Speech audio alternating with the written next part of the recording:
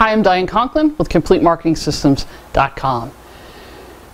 It's very interesting in business how things ebb and flow and go up and down and things move.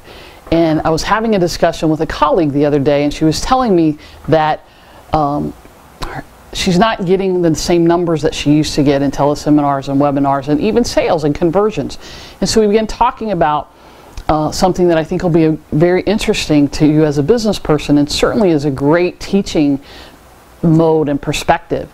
So she said to me, I just did the program that I've done a bunch of times, right? At least once a year she does this, launches this program.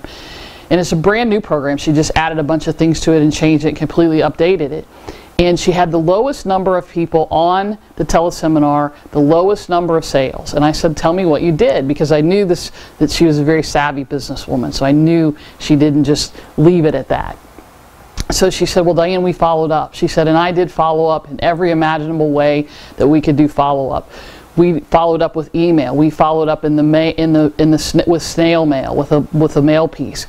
We followed up by getting on the phone and calling people. We did private, one-on-one sessions. Everybody was in on the thing. She said, I did more follow up than I've ever done before. And I said, tell me, you know me, I'm a results gal, right? Tell me what happened. Here's what happened, which is really cool. She quadrupled 4 times her sales because she followed up. Harder, longer, faster, right? Did more. Everybody pitched in because this was going to be a big money maker for that quarter. Everybody pitched in. No holds barred, follow up. 4 times the number of sales in follow up than she did on her original call. Now, to give you some perspective on this, typical would be that you would get about 50% as many sales on follow-up, which is really good, by the way, as you did on the call. So let's say you did something and you got 10 sales. Well, with a typical follow-up sequence and email, you would get another 50% or 5 more sales. So you would have gotten 15. Well, instead of getting 10 sales, which is where most people stop, by the way, they don't do any of the follow-up to get the extra 5. So good for you if you are doing that kind of follow-up. So on those 10 sales, she might have gotten 15, but because she did all this follow-up, she ended up with 40 sales.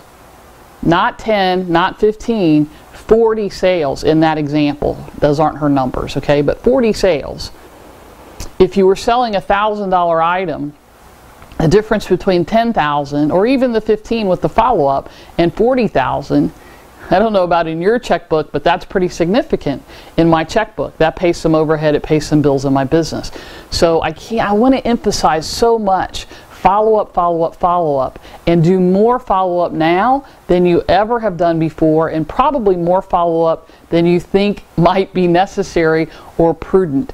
By the way, might you get some people opting out of your list if you're doing more follow-up than is typical, than they're used to seeing? And the answer is yes.